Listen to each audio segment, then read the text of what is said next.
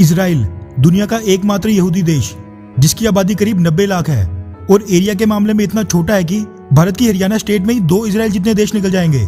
पाकिस्तान से तुलना करें तो पूरे पाकिस्तान में 36 इजराइल जैसे छोटे छोटे देश निकल जाएंगे। यानी कि एरिया के मामले में इजराइल पाकिस्तान से काफी छोटा है। मगर आपको ये जानकर हैरानी होगी कि एक इतने छोटे से देश इजराइल की जीडीपी पाकिस्तान से काफी ज्यादा है। आज की डेट में इजराइल की जीडीपी करीब 380 बिलियन डॉलर्स के आसपास है और दुनिया भर में रैंक 30वें स्थान पर है, जबकि पाकिस्तान की जीडीपी आज की डेट में करीब 260 बिलियन डॉलर्स है और उसका रैंक पूरी दुनिया में 45वें यानी कि 45th स्थान पर है।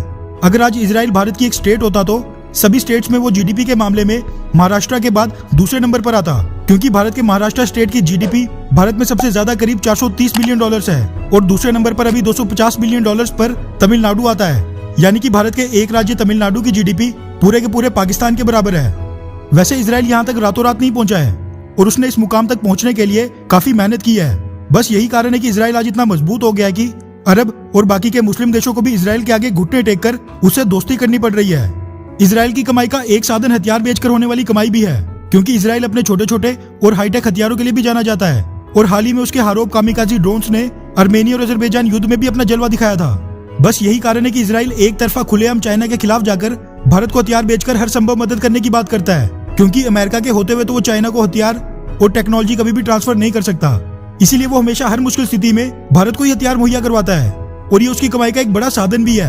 अब कुछ महीनों पहले भारत ने 1580 आर्टिलरी गन्स यानी कि तोपों का एक बड़ा ग्लोबल टेंडर जारी किया था, जिसकी कीमत करीब 20,000 करोड़ के आसपास थी। इस टेंडर में सबसे कम और छोटी बोली लगाने वाली कंपनी इजराइल की हथियार निर्माता कंपनी एल्बिट सिस्टम्स थी।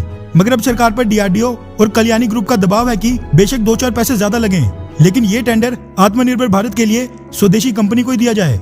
वहीं अब बिजनेस टेंडर के हवाले से ये खबर सामने निकल कर आ रही है कि अब इजराइल की मिनिस्ट्री ऑफ डिफेंस ने भारतीय सरकार को इसी टेंडर से संबंधित एक लेटर लिखा है और ये रिक्वेस्ट की है कि ये टेंडर सबसे कम बोली लगाने के लिए रूल्स के मुताबिक इजराइल की कंपनी एल्बिट सिस्टम्स को ही दिया जाए, क्योंकि इजराइल की ये company Elbit systems make in India को सपोर्ट करने के लिए इनमें से 1180 आर्टिलरी गन्स भारत में ही बनाने को भी तैयार है।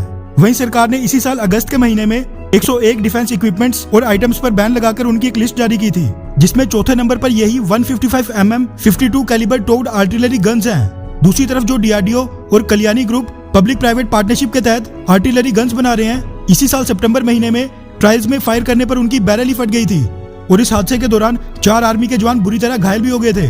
बस यही कारण है कि सरकार और सेना दोनों ही डीआरडीओ और कल्याणी ग्रुप द्वारा बनाई गई तोपों पर फिलहाल भरोसा दिखाने से चूक रहे हैं। और वहीं दूसरी तरफ सरकार ने भी अब आर्टिलरी गन्स को विदेशी कंपनी से खरीदने का समय 1 साल और दिसंबर 2021 तक बढ़ा दिया है। फिलहाल तो भारतीय सरकार के लिए डेडलॉक वाली सिचुएशन है। वैसे दोनों की परफॉर्मेंस को देखते हुए आपको क्या लगता है कि ये टेंडर किसको मिलना चाहिए, भारत की पब्लिक प्राइवेट पार्टनरशिप डीआरडीओ और कल्याणी ग्रुप को या फिर इजराइल की कंपनी एल्बिट सिस्टम्स को? नीचे कमेंट करके अपनी राय जरूर बताएं।